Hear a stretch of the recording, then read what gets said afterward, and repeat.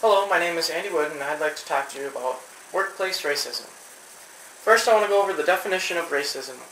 According to the American Heritage College Dictionary, racism has two meanings. Firstly, racism is the belief that race accounts for differences in human character or ability, and that a particular race is superior to others. Second, racism is discrimination or prejudice based on race.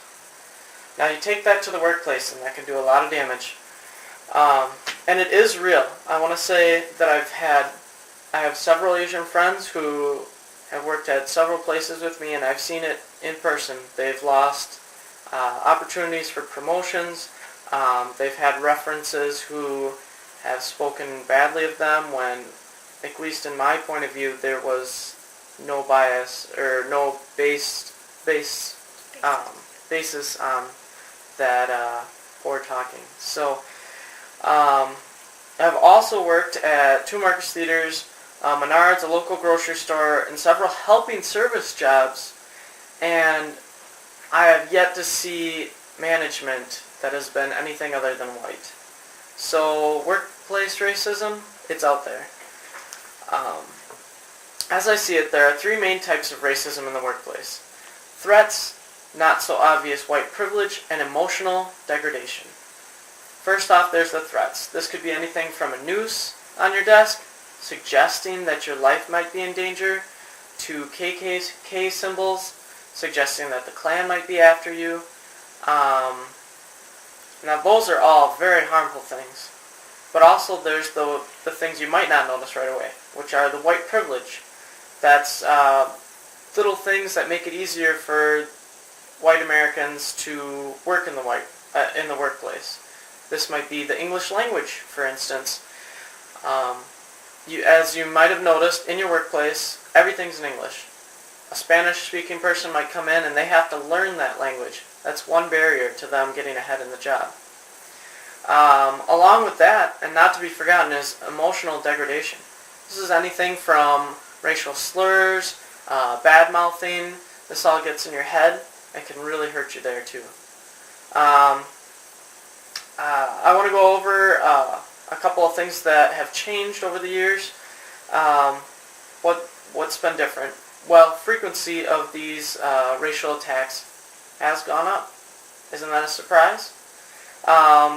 Equal Opportunity Commission found in 2001 that harassment based on race was more than doubled to nearly 9,000 since 1990. And that was a 2001 study. So who knows what it's at today, but it may be worse. On the other hand, statistics show that more non-white individuals are making it into executive positions of future 1,000 companies. This is great. What are the improvements? I mean, there's one right there. But also, there's these frequent racial attacks might just be that people are more willing to report them. We're noticing that more prominent people are standing up against racism in the workplace. You've got many people that, like our president right now, Obama, he speaks about it. I might ask you to remember that this issue of racism in the workplace isn't confined to just individuals, but it's actually a societal issue in which societal as a whole has created a workplace where this is acceptable, and we need to change that. What I'd ask of you as counselors is to work to better the environment so that those in the environment have a better place where they're not taking all these types of racial discrimination, and they feel more welcome and they can excel, and we can get more people up in those executive positions. So I want to show you this link here, to the Community Toolbox.